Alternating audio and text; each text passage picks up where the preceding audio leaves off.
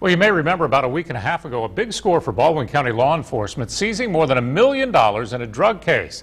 Well, in the Midwest, however, a judge ordered $1 million be returned in another seizure case. The issue brings up important questions about seizure and forfeiture laws in our country. Critics argue in many cases it's government overreach. Local 15's Andrea Ramey investigates in tonight's reality check. Andrea? Given Greg, the issue is getting a lot of attention. In fact, the Supreme Court is set to hear a case that deals with asset seizure. Some say it's a fine line between liberty and enforcing the law. Cars, homes, and cash. All assets the government can seize if investigators believe it's tied to criminal activity. Asset forfeiture has become more fashionable in the last 40 or 50 years in our country. Attorney Dennis Knizley had a client who was convicted of selling drugs. The government seized his half of his Irvington home. The house was jointly owned, and in a criminal forfeiture they seized his half, but then they wanted to seize the wife's half, who was never charged with anything. In the end, the wife lost her home, not because she dealt drugs, but because her husband did out of their home. If you have knowledge of the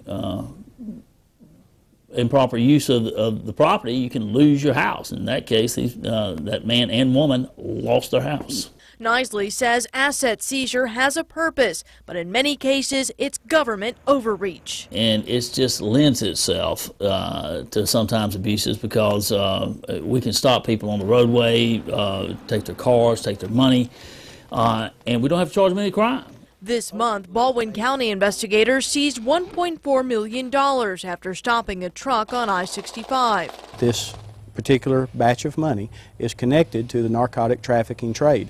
Without a court hearing, without making an arrest, the money was counted and put into federal coffers, where it will sit until a judge decides what happens. And ultimately, the courts will decide. No deputy sheriff, no law enforcement officer makes the final decision. A federal judge recently decided a California stripper should get her dollar bills back, all 1 million of them.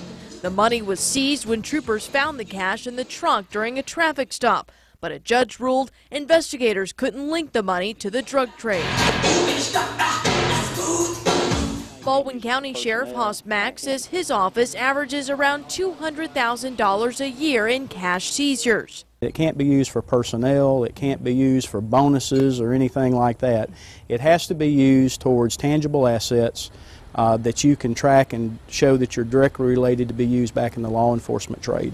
There have been documented cases of abuse in our area. In Pritchard, 6 narcotic officers were federally indicted in 2001, accused in part of taking cash from alleged criminals and keeping it. There's not much worse in my mind than bad police officers. I think it's a legitimate concern, and that's why we have so many safeguards. This was not one officer out there acting by him or herself. It was a multi-agencies. There's checks and balances. It's not only reviewed at the local level, this will be vetted at the federal level as well. Critics call it policing for profit. Law enforcement calls it removing the proceeds of crime. And we also requested forfeiture data from other local agencies. Mobile Police denied our request, while the Mobile County Sheriff's Office says it seized $295,000 in cash in 2011 and $64,000 in 2012. Greg? All right, Andrea, thanks. Local 15 News is your advocate to expose corruption, fraud, and waste in local governments. We need your help. If you know of any wrongdoing, scams, or abuse of your tax money, call our Reality Check hotline. The number's on your screen, 877-315-7268.